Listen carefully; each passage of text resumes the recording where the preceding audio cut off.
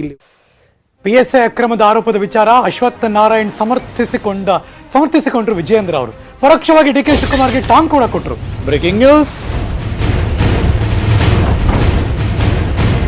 ವಿಜಯೇಂದ್ರ ಅವರು ಅಶ್ವತ್ಥ ನಾರಾಯಣ್ ಅವರು ಸಮರ್ಥನೆ ಮಾಡಿಕೊಂಡ್ರು, ಪರೋಕ್ಷವಾಗಿ ಡಿ ಕೆ ಶಿವಕುಮಾರ್ಗೆ ಟಾಂಗ್ ಕೊಟ್ಟರು.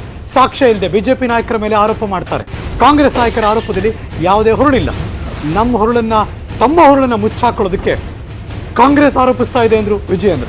ಮೈಸೂರಲ್ಲಿ ಬಿಜೆಪಿಯ ರಾಜ್ಯ ಉಪಾಧ್ಯಕ್ಷ BY ವಿಜಯೇಂದ್ರ ಅವರ ಹೇಳಿಕೆ.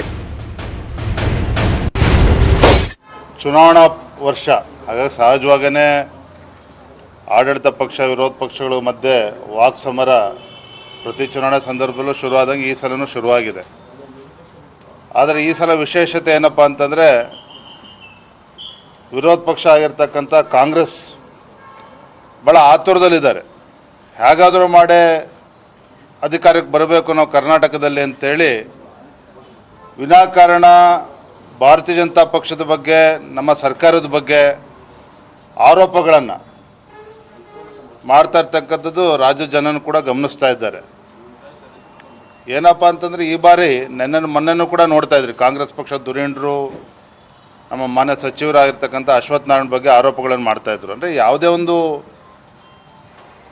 ಪುರಾವೆಗಳು ಇಲ್ಲದೇ, ಪ್ರೂಫ್ ಇಲ್ಲದೇ ಈ ರೀತಿ ಆರೋಪಗಳನ್ನು ಮಾಡ್ತಕ್ಕಂಥದ್ದು ಮೇಲ್ನೋಟಕ್ಕೆ ಗೊತ್ತಾಗ್ತದೆ ಎಷ್ಟು ಆತುರದಲ್ಲಿದ್ದಾರೆ ಕಾಂಗ್ರೆಸ್ ಪಕ್ಷ ಇವತ್ತು ಅಧಿಕಾರಕ್ಕೆ ಬರಬೇಕು ಅಂತಕ್ಕಂಥದ್ದು. ಬಿಟ್ಟರೆ ಅದರಲ್ಲಿ ಯಾವುದೇ ಕೂಡ ಹುರುಳು ಕೂಡ ಇಲ್ಲ.